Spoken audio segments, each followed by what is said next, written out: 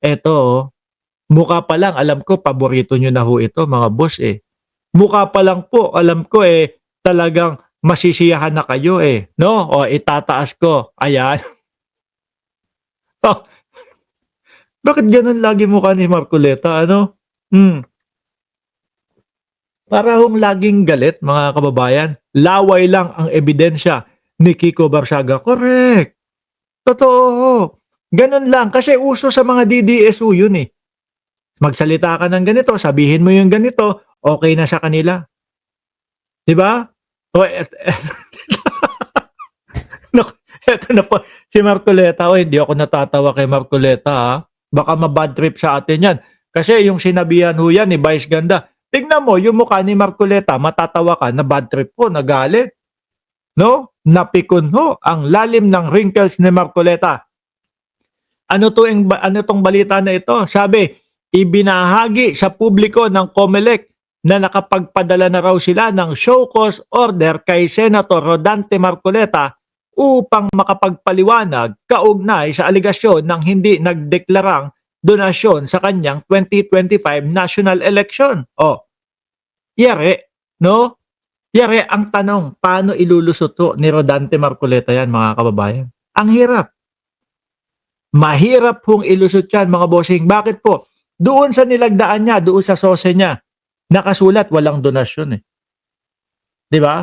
Nung uminit ang ulo, eh kailangan magpaliwanag kasi nga po, merong mga kagaya natin na pumupuna kay Rodante Marcoleta na bakit ganun? Eh, yung kanyang salin, magkano lang 52 billion lang, 'di ba? Tapos yung kanyang ginastos 112 52 million yung salin, tapos yung kanyang ginastos doon sa kanyang kampanya 112 million. Ano yun, two-third nung kaperahan mo, eh ginastos mo, eh baka sabunutan ka ng asawa mo kung gano'n ang gagawin mo, 'di ba, mga kababayan? Kasi ano po ibig sabihin nung sose niya? Ang ibig sabihin po nung sose niya, mga kababayan, ay wala siyang nakuhang donasyon sa kahit kanino, mga bossing. Kaya ang unang iisipin ng mamamayang Pilipino na, eh siyempre kung ano lang yung natira, yun yung pinakasalin niya pagkatapos ng eleksyon. Kaya ang iisipin ng mamamayang Pilipino, eh ginoyo lang tayo ni Marcoleta doon sa 2,000 pababa na kuryente na libre niya o sagot niya. Ay, sandali, hindi pala yun yung topic. Naalala ko lang. Ano po, hindi ho, mga kababayan, ang iisipin ng mga Pilipino ho, mga bossing, ay pera niya yung ginamit doon. 'Di ba? Pera niya yung ginamit doon. Oh, tapos eto na bad trip. Kasi kayo ay may kasalanan. Ano, bakit? Eh lagi niyong sinisisi si Rodante Marcoleta. Lagi niyong pinupuna si Rodante Marcoleta pati doon kay ano, kay Orly Gotesa. Pinupuna niyo si Marcoleta, pinupuna niyo si Orly Gotesa. Eh bakit niyo daw pinagtatatanong yung surprise witness? Eh witness na nga lang daw tapos bibirahin daw ng tanong. Ayaw niyan nang nako-cross-examine yung kanyang witness. Nagagalit. Nagagalit to. Anyway, mga kababayan, yung sa SOSE, ang sabi niya, walang donasyon. Nagalit, na bad trip, nagpaliwanag sa Net25. Eh, totoo naman po na meron akong mga kaibigan. Kaso po, yung mga kaibigan ko, ayaw. No, ayaw ipalagay yung pangalan nila. Eh, pwede ba naman yun?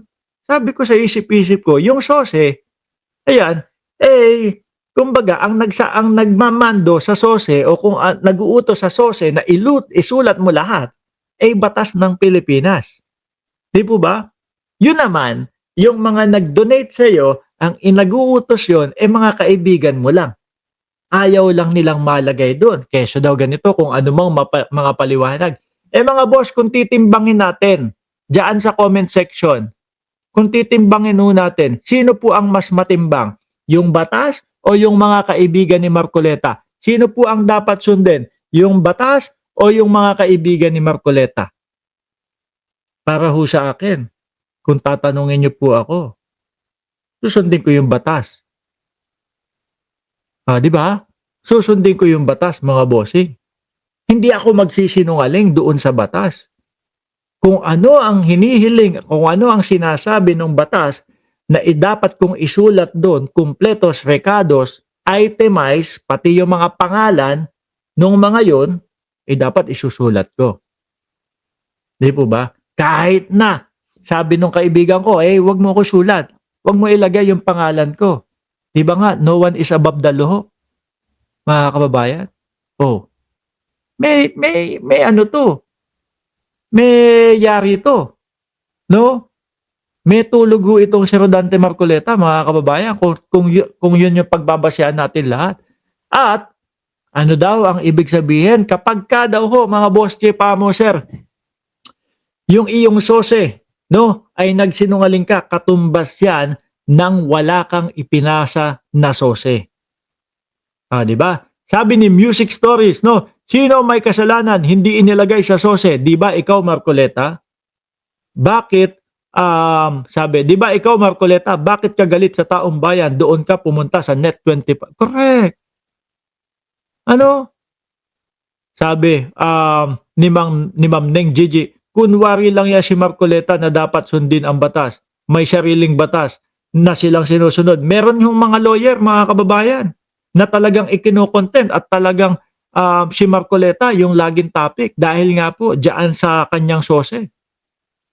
No, at ang pinapaliwanag pa ho nila, mga boss Pamo, sir, maaari daw makulong si Marcoleta nang hindi daw po hindi bababa sa 1 taon at hindi lalagpas sa 6 na taon. Nako, talagang may tulog ho. Biruin mo.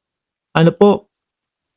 Dahil doon sa sose na hindi totoo yung kanyang mga inilagay, maaari siyang madiskwalipika bilang isang senador. Di ba? Maaari siyang madiskwalipika bilang isang senador dahil doon sa hindi niya paglalagay ng katotohanan doon sa sose ho, mga bossing. Pangalawa, dahil sinumpaan po yun, yung sose, no, nakataas ang kamay mo, nanumpa ka na lahat ng nakasulat doon ay totoo, tapos hindi mo ginawa, perjury naman ang posibleng makaso kay Marcoleta na sinasabi na hindi bababa sa 1 taon at hindi naman lalagpas sa 6 na taon ang pagkakakulong ho, mga bossing. Bakit po yan napaka-importante na inilalagay at inia-itemize ho, mga kababayan, yung mga pangalan doon? Kasi baka mamaya, yung ano mo pala, yung donor mo pala, nagpapakalat ng ipinagbabawal na gamot. Alam nyo na yun, ha? Kumbaga, Lord of Charing, mga bossing. Tapos kaya ka pala ginagamit, alam na mananalo ka, alam na malaki ang tsansa mong manalo, para kapag ka ikaw ay manalo, puprotektahan mo naman yung negosyo niya. Yun po yung mga isa sa dahilan kung bakit kinakailangan i-itemize yung mga pangalan doon sa sose. Kaya nga ngayon, di ba, tingnan nyo, ano ang iniisip ng mamamayang Pilipino? Iniisip niyang mamamayang Pilipino, nako, baka itong mga diskaya, baka ang mga diskaya ang donor ni Marcoleta. Bakit kanyo? Todo-todo daw po ang tanggol sa mga diskaya. Tingnan nyo, walang kamatayan na ilagay po sa Witness Protection Program yung mga diskaya ho, mga bossing. Di ba? Hindi nila tayo masisisi na yun po yung iniisip natin sa kanila. Na baka ang mga diskaya ang nagpondo ng 112 million para kay Marcoleta. Para sa ganun, pagka nanalo, nagkabukuhan, nagkasilipan tungkol dyan sa mga ghost project, flood control, etc., etc., ididepensa sila ni Marcoleta. Diba? Sabi ni Linda de la Vega, puro kaso na si Marcoleta, bakit di pabigyan ng warrant yan? Meron po kasing yan, proseso yan. Diba kagaya nitong sa Comelec ko, may proseso. Sabi ni Numeriano Sundoy, totoo naman, diskaya, no? Ang nagkondo diyan, ang nagpondo. Sabi ni Music Story, 112 million hindi inilagay sa sose, binigay na lang sa Comelec. Di panalo pa ako. Sabi ni Bench, ang ballpen niya ay may kasalanan, wala nang tinta. May 10 days pa si Pugoleta o Pagoleta para magpaliwanag sa COMELEC? Yun ang tanong natin, boss. Shiro Kansaki. Ano, sandali, sandali nga. Napukaw ako nung ano eh, nung komento nitong si Ma'am Virgie Badiola eh. Sandali nga, iaangat ko. Lintik ka, ang dami mo i-comment. Tapos yung pa yung iko-komento mo, corduroy, yung face. Si Marcoleta ba yung tinutukoy mo dyan?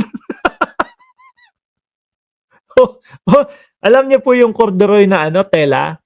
Yung kadalasan po ginagawa pong ano, ginagawa pong pantalon o minsan jacket. Ano po, hindi pwedeng t-shirt. Bira ang t-shirt doon eh. Ang ang dami mong ikokomento. Ang ikonomento mo pa, corduroy yung face. Sino ba yun? Si Mark? Napatingin tuloy ako kay Marcoleta eh. Oh. Sabi ko parang ang daming ang punot. Ano po, mga bossing. Pero anyway,